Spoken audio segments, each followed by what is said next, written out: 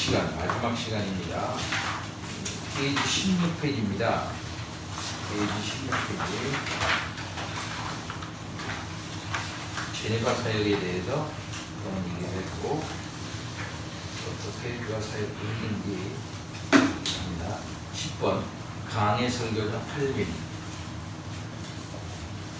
칼빈은 강의 설교를 통해 종교개혁의 뜻을 펼쳐갔다. 그의 설교들은 종교개혁의 모든 나라에 알려졌고, 종교개혁 시대의 모든 나라에 알려졌고, 영어와 독일어로 번역되어 목사들에게 읽혀졌다. 심지어 목회자가 없는 교회에서도 그의 설교가 읽혀졌다. 그러므로 강의 설교자로서의 칼빈이 분명하게 평가될 때에 비로소 종교개혁자로서의 전체의 면모가 밝혀지리라고 본다. 특히 하나님의 말씀을 선포하는 설교의 중요성을 그의 저서들을 통해 수없이 주장하고 있다. 즉 하나님이 인류를 돋보이게 하는 뛰어난 수많은 은사들 가운데서 그가 사람의 입술과 혀를 성별하셔서 그를 섬기도록 의도하시고 그의 음성이 그들에게 들리도록 하신 것은 특별한 특권이다. 기독교강론 4권 1권 1.5절이라고 했다. 설교는 주의 종들에게 주신 특권이라는 것이다. 또 칼빈은 말하기를 교회가 진리를 지키는 것은 설교를 통해서 진리를 선포하기 때문이다. 성경은 모든 지혜의 원천이며 성경으로부터 목사들은 자신들의 양떼 앞에 서서 둔 모든 것을 앞에 세워둔 모든 것을 이끌어내야 한다. 목회서 신중에서라고 했다. 이만큼 칼빈은 강의 설교를 했어요. 강의 설교를 들어볼 수 있는데, 우리가 알다시피 제네바에서 쫓겨났잖아요. 그리고 스트라스부르크에 가서 사역했잖아요. 그리고 제네바에 다시 초청을 받았잖아요. 그때 제네바에서 설교한 첫 번째 설교는 옛날에 제네바에서 설교할 때 나갔던 그 쫓겨났을 때 그 다음 절을 가지고 그랬어요. 그랬더니 그 다음 절. 그냥 아주 의연하게 그냥 그 다음 절로 설교를 했어요. 자, 그 다음 문제는 근데 이제 재미난 건 뭐가 있냐면 칼빈이 설교할 때 그 밑에 옛날 같으면은 다 그렇게 했어요. 어떻게 그렇게 많이 다 남아있느냐 이렇게 할 때 그 필경사를 줬습니다. 필경사, 교회에서 필경사를 해서 말씀하면 다 받아 쓰는 사람, 이런 사람을 이게 전문적인 이 필경사 이런 거 줬어요. 설명은 굉장히 요즘도 그렇게 하죠. 국회에서 뭐 회의하면은 속기사 있잖아요. 그 속기 그 자판을 보셨어요? 언제 한번? 속기 자판이 크지도 않아요. 조그매요. 몇 개 안 되는데 다 기호로 돼 있어요. 기호가 다 있어요. 우리만 했습니다. 뭐 이런 거 안 해. 다 기호로 돼 있어. 반복되는 건 기호야. 그러니까 다 돼 있더라고. 그 이런 속기사를 줘가지고 다 쓰게 했어요. 그래가지고 나왔는데 그만 칼빈 설교가 엄청 많아. 지금 남아있는 설교가 약 한 내가 전에 한 2,000편 정도인가? 그보다 더 많은 거야. 엄청 많이 있었는데 또 모아놨는데 도서관에서 모아놨거든요. 모아놨는데 도서관에서 일하는 어떤 사성가 누군가가 에이 왜 이런 거 왜 필요 없어 그래가지고 그날 그 폐기청을 했어요. 폐기청을 했는데 쓰레기 이제 그 차가 가져간 거야. 쓰레기차가 가져가가지고 막 가져가 태우려는 거야. 태우려고 이제 막 불쏘시개 태우려고 그러는데 이 사실을 누가 알았어. 거기 누가 이게 웬일이라면서 빨리 가가지고 구해와.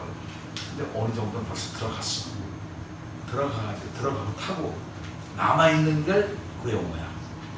그게 지금 현재 남아있는 거예요. 얼마나 아까워요. 굉장히 많은 거예요. 자, 그럼 그 다음 우리 이한민 집사님 읽어주세요. 설교학자들은 대개 칼빈을 가리켜서 말씀의 종으로서의 칼빈이라고 한다. 칼빈의 설교들은 현재까지 약 2,000여 편이 남아있다. 칼빈은 1년에 280여 회의 설교를 했고 180여 회의 신학 강의를 담당했다. 우리는 여기서 칼빈의 설교자로서의 지칠 줄 모르는 열정을 엿볼 수 있다. 1년에 280회 했으니까 50으로 나눠봐. 그러면 뭔가 5번 정도 대충 1년에 한 주에 5번 정도 4번 내지 5회 정도 했다니 굉장하죠. 그 다음에 신학 강의가 50으로 하면 하루에 한 3.5회 정도 일주일에 계속 했다는 거죠. 불가사의합니다. 계속.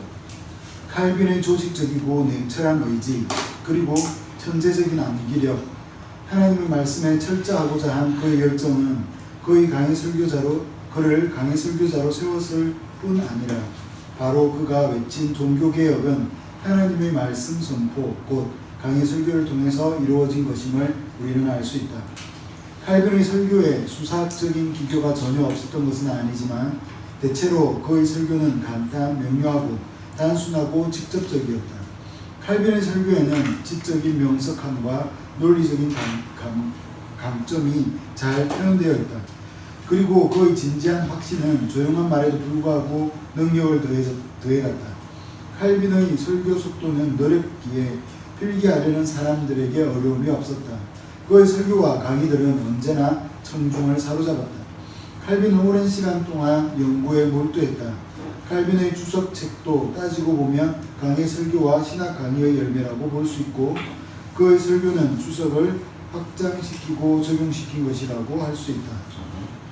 그러나 칼빈의 주석은 단순한 주석이 아니라 청중들에게 강한 인상을 주기도 했다. 그의 어조는 항상 분명하고 활기차고 예리했다. 그는 미사 여부를 꾸미지 않았지만 설교는 분명하게 전달되었다.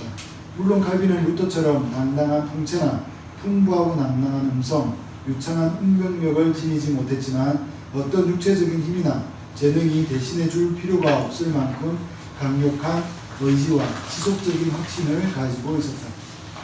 칼빈의 설교에서는 모든 개혁자들의 설교 방식인 해석 설교 또는 강의 설교가 강조되었다. 설교의 대부분은 각 구절을 강의하는 방법이었는데 그 속에는 사상의 흐름이 있었고 논리적 연속성이 있었다. 그러나 그의 설교는 단순한 주석이 아니었다. 신속한 지각, 확실한 감각, 능력 있는 표현들이 어우러져서 성경의 깊은 뜻이 드러났으며 기교적인 면이 없이도 깊은 인상을 청중들에게 심어주었다. 칼빈은 강의 설교가인 동시에 주석 설교가였다. 그는 노트를 사용하는 일이 없었다. 그는 그 설교할 때 몇 가지 포인트만 딱 하고 올라왔다고 그래요. 굉장히 많이 놀라운 겁니다, 사실. 그래서 메모를 이렇게 조그만 메모지를 갖다가 사용하면서 메모만 딱 해서 요점만 딱 적어가지고 올라왔다고 그러더라고요. 그 머릿속에 다 있는 거죠, 사실. 그런데 그 엄청난 게 거기서 풀려 나오는 거예요. 대단한 거죠. 그러니까 그만큼 연구가 돼 있다는 얘기죠. 본문에 대한 연구, 뭐 이런 공부가 다 돼 있어서 이제 나온 거라 이렇게 말할 수 있습니다. 그 다음에는 우리 이재웅이 읽어주세요.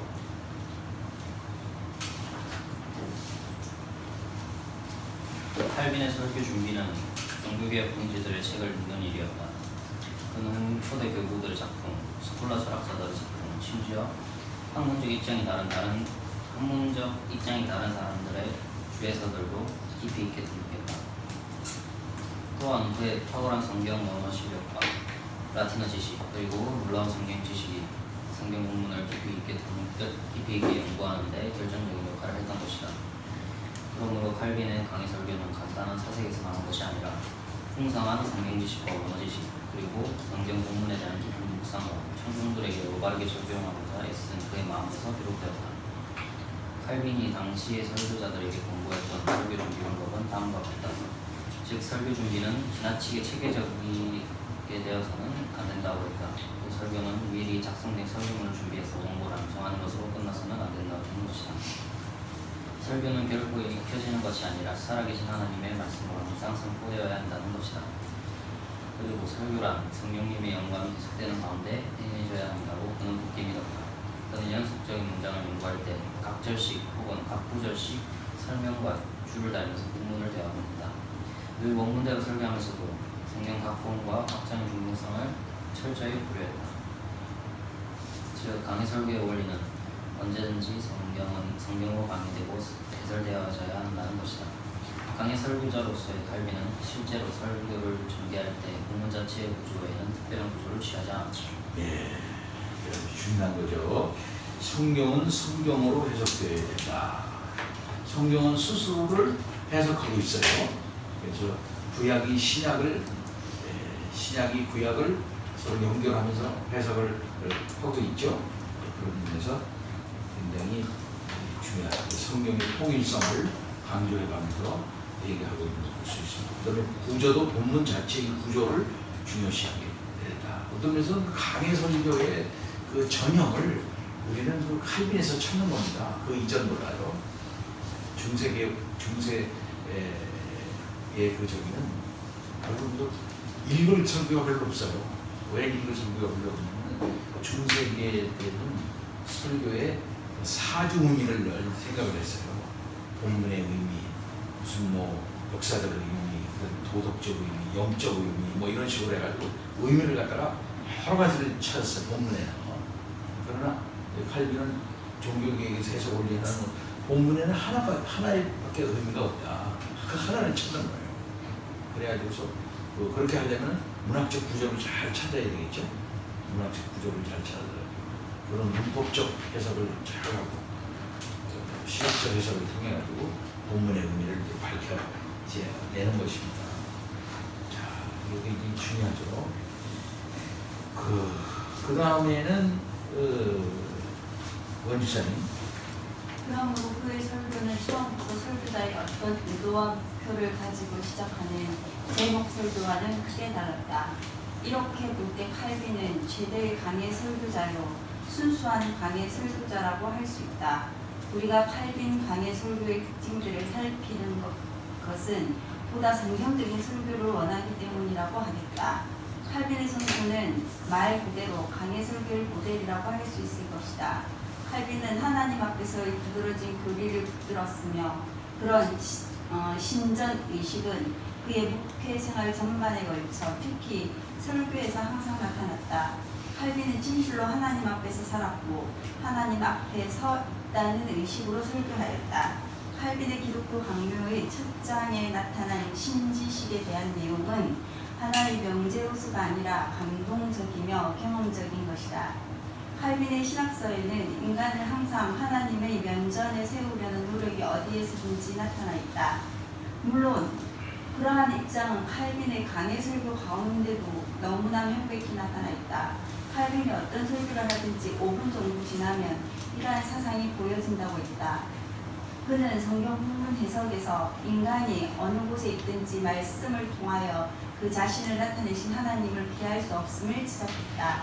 칼빈의 설교를 듣는 사람은 누구든지 인간이 하나님 앞에 서 있다는 확신 없이는 교회당을 떠나지 않았다. 그 하나님의 말씀을 하는 것도 자기가 하나님 앞에서 한다. 자기가 지금 내가 하는 것은 하나님의 말씀이다. 그래서 자기도 하나님의 말씀을 이제 하고 교인들도 하나님의 말씀을 듣는 것이다 라고 하는 뚜렷한 하나님 신전의식을 가지고 그런 하나님의 말씀으로 성경을 강해했어요. 굉장히 중요한 그런 자세다 이렇게 말씀할 수가 있습니다. 꼴람대오의 자세를 가지고 있다. 신전의식 중요합니다. 그래서 예배 시간에 하나님의 말씀을 듣는 시간에 내가 지금 하나님의 말씀을 내가 지금 듣고 있다 하는 의식을 가져야 돼. 그러니까 딴 생각하면 안 되는 거죠. 그 설교하는 사람도 뭐 설교 시간에서 이상한 농담이나 할 수 없고 말이야. 막 쓸데없는 얘기 막 하고 뭐 난삽한 예화를 들면서 뭐 자기를 합리화하는 그런 얘기, 뭐 세속적인 얘기 이런 얘기 하면은 안 돼요. 본문에서 말하고 있는 내용이 무엇이냐 진지하게 하나님의 말씀을 교인들에게 해야 하는 것입니다. 그런 자세를 우리들이 늘 견지해야 돼요. 이것이 성경적 설교고 강의 설교의 모델로서 그는 영향을 끼쳤습니다. 계속해서 원주사에 주세요. 칼빈의 강의 설교에서 특기할 만한 것을 3가지 정도로 지적할 수 있는데 그것은 다음과 같다. 첫째로 칼빈은 하나님과 인간이 만날 수 있는 장소는 바로 성경의 말씀이 설교되어지는 구식을 분명히 가르쳤다. 이런 강조는 그의 강의 설교에서 계속 설명되고 발전되고 존중되었다. 둘째로 칼빈은 설교에서 청중이 하나님을 만날 수 있도록 하기 위하여 인정된 수사학적 도구를 채용하였다. 칼빈에게 있어서 수사학적 방법이 절대적인 것은 아니었지만 하나님의 말씀 증거의 효율성을 위해서 적절히 사용되었다는 뜻이다. 특히 칼빈은 설교가 하나님과 그의 백성 사이를 만나게 해주는 것이라는 사실을 강조했다. 실제로 설교의 본질은 말이 아니다. 그는 성경의 뜻을 밝히 깨닫고 적용해서 하나님과 인간이 만나도록 한다는 개념을 취했다. 셋째로 칼빈은 하나님의 면전에서 책임감을 지니고 그의 설교를 듣는 청중의 편에 서서 지속적인 깨달음을 주기 위해 노력했다. 이러한 끊임없는 노력은 칼빈이 교리를 취급하는 성경 구절을 설명할 때나 그리스도인들의 생활에 대한 특수한 문제를 해결하는 성경 구절을 해석할 때나 변함없이 나타났다. 그는 어떤 모습으로든지 인간이 하나님의 면전에 있음을 생동감 있게 설교하였다. 예, 이런 자세를 가지고 하나님의 말씀을 개인들이 실제로 들을 수 있도록, 그래서 설교에 대한 그의 그 생각은 아주 굉장히 심각한 겁니다, 사실은. 그래서 칼빈은 하나님과 인간이 만날 수 있는 장소는 어디냐? 하나님의 말씀이, 성경 말씀이 설교되어지는 곳이다. 설교되어지는 바로 그곳. 그 현장이 하나님과 인간이 만날 수 있는 장소다. 이렇게 생각을 했던 것이죠. 그리고 둘째는 하나님을 만날 수 있도록 하기 위해서 수사학적 도구를 채용했는데, 수사학적 도구라고 하는 것은 그건 뭐겠습니까?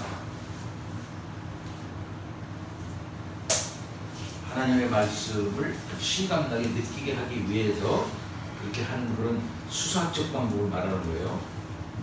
그러니까 여기 보면 하나님의 절대적인 것은 아니었지만 말이죠. 하나님의 말씀 증거의 효율성을 위해서 적절히 사용했다는 것이다. 특히 칼빈은 설교가 하나님의 그 백성을 만나게 된다는 것을 사실 강조했다.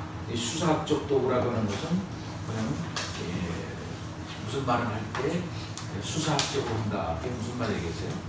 논리적으로 한다. 이런 말을 쓸 수가 있겠고, 이해하기 좋게 한다. 이해하기 좋게. 기승전결 이런 거 있잖아요. 그 다음에는 원인 결과 이런 걸 한다거나, 그 다음에는 서론 본론 결론 뭐 이런 걸로 한다거나, 그런 식으로 해서 흐름이 있게 깨달을 수 있게끔 이렇게 이제 한다는 그런 말씀입니다. 그래서 웅변하는 사람도 그런 방법으로 이제 하지 않아요? 그래서 사람들이 쉽게 잘 깨달을 수 있게끔 한다는 얘기예요. 셋째로는 하나님의 면전에서 책임감을 지니고 청중의 편에 서서 지속적인 깨달음을 주기 위해서 노력했다. 다음 하나님의 영광을 위하여 제2 읽어주세요. 제네바의 개혁을 위한 14년과 그 계속된 투쟁은 칼빈의 승리였다. 1555년 2월 선거에서 소의회의 16명 4명 모두 칼빈파에서 선출되었으며 200명의 의회도 절대 다수가 친칼빈파에서 선출되었다. 자유파에 속하여 칼빈 반대 운동을 전개했던 헤임과 보틀러 그리고 그의 추종자들도 세르베투스의 죽음으로 제네바를 떠났다. 당부에는 정부의 간섭 없이 출교시킬 수 있는 영구적 권한을 승인받게 되었다. 칼빈이 제네바 개혁 사역의 목표는 1. 하나님의 말씀에 의한 교회 사역의 질서와 교육의 보수. 2. 제네바시의 좋은 교육기관을 설립하는 것. 3. 다른 나라들과 친밀한 관계를 맺음으로 민족과 국경을 초월한 그리스도의 공동체를 설립하는 것이었다. 예. 계속해서 1559년 제네바 시위는 칼빈에게 시민권을 주므로 그에게 정의를 구했다. 그리고 학술원 설립 허가를 받았다. 이게 칼빈 아카데미예요. 제네바 아카데미처럼 제네바 아카데미. 그래도 그해 6월 5일에 학술원이 공식으로 개원되었으며 데오도르 베자가 원장으로 피선되었다. 예, 그 배자는 칼빈의 제자인과 동시에 칼빈의 동지입니다. 나이 차가 기억이 안 나요. 그래서 다섯 명의 교수진과 함께 칼빈은 신학을 가르쳤다. 이제 교회 지도자 양성을 위한 그의 꿈이 실현된 것이다. 처음에는 162명으로 개원됐으나 5년 만에 1,300명이 넘는 학생들이 칼빈의 신학 강의를 들으러 몰려왔다. 이 제네바 아카데미는 오늘날 제네바 대학의 전신이다. 대단한 거예요. 162명이 공부한 것도 대단한 거고요. 5년 만에 1,300명이 넘는 학생이 공부했다는 건 엄청난 거예요. 지금도 합신이 학생 몇 명인 줄 아세요? 합신이 그렇게 지금 230명 정도밖에 안 돼요. 정원 채우기도 어려워 이제. 그리고 일본에 지금 개혁파 신학계에 있거든요. 개혁파 신학자가 지금 학생이 그냥 물어보니까 3명인가? 학생이 없어요. 학생 구할 수가 없어. 학생이 구할 수가 없어. 네. 근데 학교는 엄청나게 좋아. 교수도 많아. 근데 애들이 안 와. 3명, 4명. 이런 정도. 심각하죠. 사실. 계속 이게 줄 거라 이게 지금 전망을 하고 있어요, 지금. 이 당시에 1,300명이라고 하는 학생이 있었다는 건 대단한 겁니다. 그러니까 당시에 그 지성계를 완전히 또 압도했다 이렇게 말할 수가 있어요. 칼빈의 소원이 이제 응답이 된 거죠. 자기의 제자들이 이렇게 많이 고생하고 그래서 개혁신앙이 여기서 배워가지고 프랑스, 여기서 배워서 영국, 스코틀랜드, 네덜란드, 독일로 막 퍼져나가는 거예요. 자, 그럼 그 다음에 우리 하영이 칼빈의 개혁 운동은 그의 생존시에 이미 큰 영향을 미쳤다. 프랑스의 위그노들은 1559년 파리에서 프랑스 최초의 위그노 총회를 열고 프랑스 갈리칸 신조라는 칼빈주의적 신조를 채택했고 네덜란드에서는 칼빈주의자 브라이에 의해 1561년 벨직 신앙 고백이 채택되었다. 그리고 스코틀랜드에서는 1560년 그의 제자 존 락스 등에 의해 장로교 신조가 채택되어 장로교 국가가 되었다. 영국 교회는 칼빈주의 영향하에 39개 신조를 채택했고 성교도 운동의 표시가 되었다.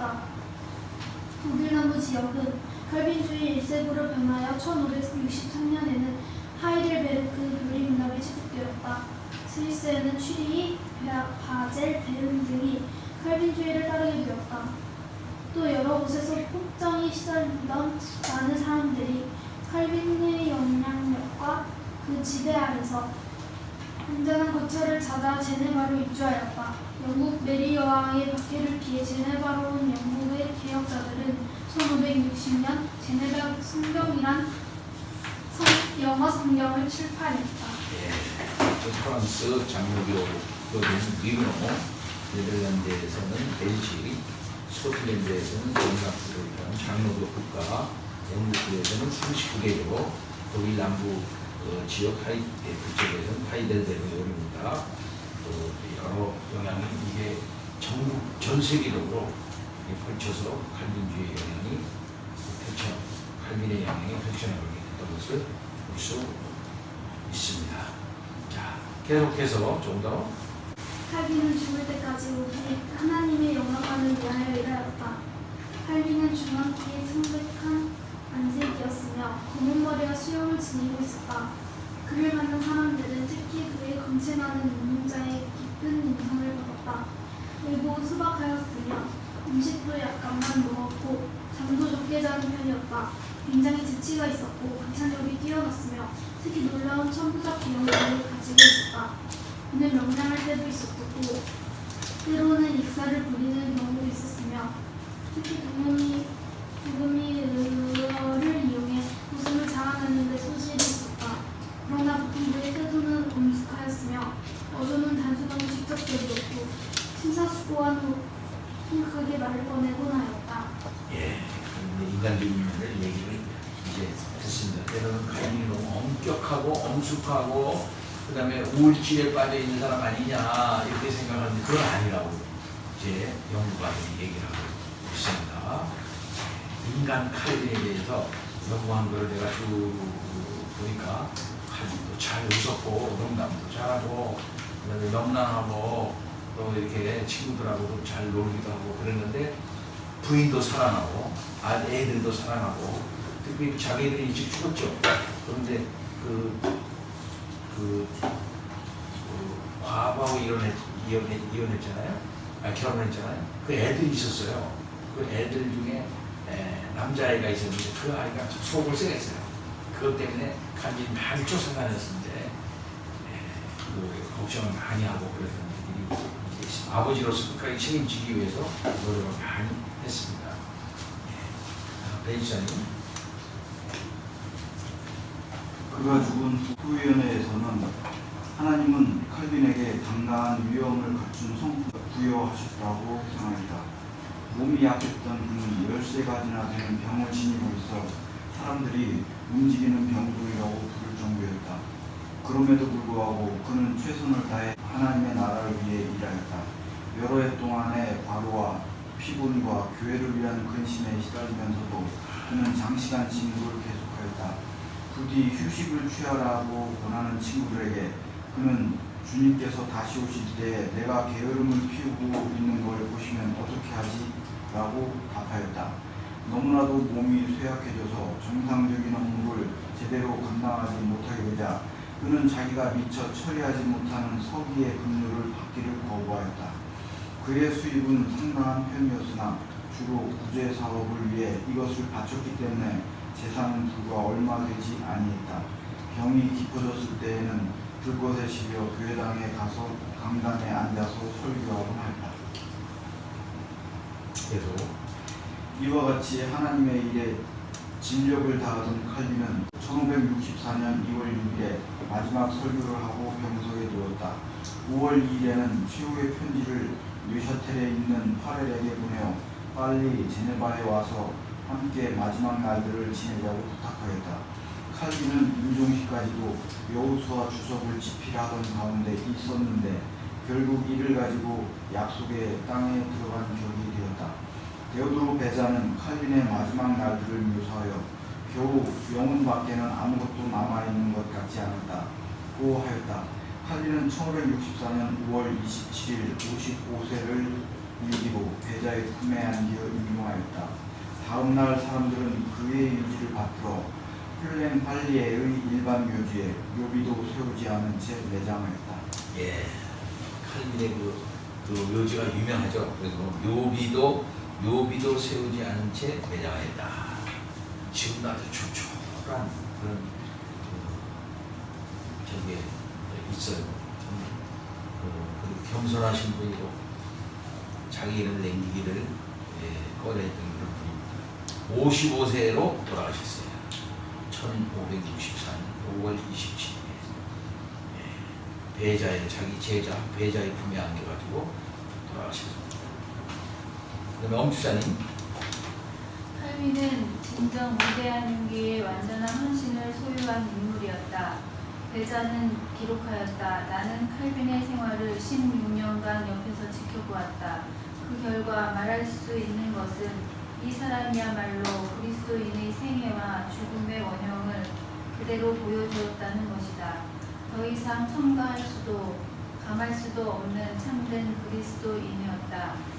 그의 완강한 고집, 성급함, 갑자기 폭발하는 분노, 충동성과 너그러움과 개방성의 부족 등 모든 인간적 결점들에도 불구하고 칼빈은 기독교권의 위기에 나타난 영적 거인이었다. 19세기 온건한 회의론자 에른스트 르낭은 다음과 같이 결론지었다. 칼빈은 당대 제1의 기독교인이었기 때문에 성공을 거두었다. 만약 칼빈이 이 소리를 들었다면 사실과 다르거나 혹은 너무도 막연한 판결이라 판단하였을 것이다. 예, 자유주의 이 사람은 르나는 자유주의자예요. 그럼에도 불구하고 이제 그 칭찬한 거죠. 자, 마지막 이거 혹시 읽어주세요. 계획은 하루아침에 이루어지는 것이 아니다. 1536년에 시작된 칼빈의 종교 개혁은 한때 실패의 위기를 맞기도 하였지만 좌절하지 않고 점진적으로 계획 운동을 전개하며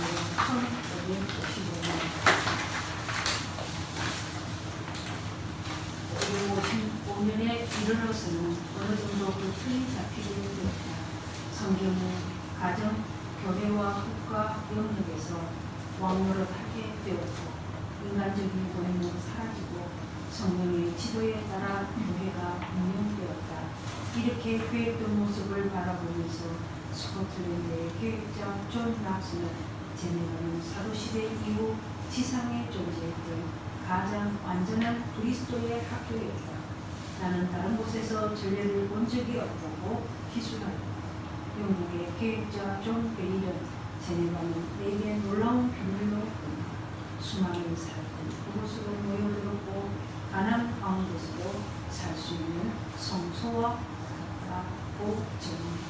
네, 거기에는 칼빈이 있었기 때문이다 라고 말할 수 있습니다. 칼빈이 그것에서 철저히 성경적 개혁운동을 뭐 신학적으로 교회론적으로 잘 펼쳐나갔기 때문에 제네바가 이와 같은 개혁의 성소가 되었다 라고 말할 수가 있죠. 그 신앙을 오늘날 우리가 이제 이어받게 되는 것입니다. 그 사람이 26세 때 쓴 기독교 강령, 그 5번에 걸쳐서 이렇게 개정판을 내가지고 진보 발행해가지고 1559년에 최종판을 낸 기독교 강령을 우리가 읽음으로써 우리 신앙을 잘 다져나갈까 하는데 다음 주 1시간만 더 하려고 해요. 왜 기독교 강령을 읽어야 되느냐? 여기에 대한 글을 백금산 씨가 쓴 게 있더라고요. 백금산 씨 알죠? 백금산 씨가 부흥과 개혁사의 사장님이고 목사, 예수 제자교회의 목사님이시고 글을 아주 쉽게 또 잘 쓴 게 있어요. 그래서 그걸 제가 같이 우리 윤독을 하면서 읽고 1시간만 하면 돼요. 읽고 그 다음 주부터 우리가 기독교 강령을 읽으면서 나가도록 하겠습니다. 고전을 우리가 직접 읽는 거 굉장히 중요해요. 기독교 강령 하면서 중요하다고 생각했지만 목사나 교인들이나 이제 처음부터 끝까지 읽지 않은 사람이 많아요. 사실은 구경도 못 해본 사람들이 많고 우리가 장로교인이 많지 기독교 강령만큼은 성경도 열심히 읽어야 되죠. 기독교 강령만큼은 우리가 읽어야 된다 생각이 듭니다. 기독교 강령을 잘 읽으면 성경도 더 깊이 있게 읽을 수 있게 되고 우리의 신앙도 뚜렷한 쓰게 되어집니다. 오늘은 여기서 마치겠어요.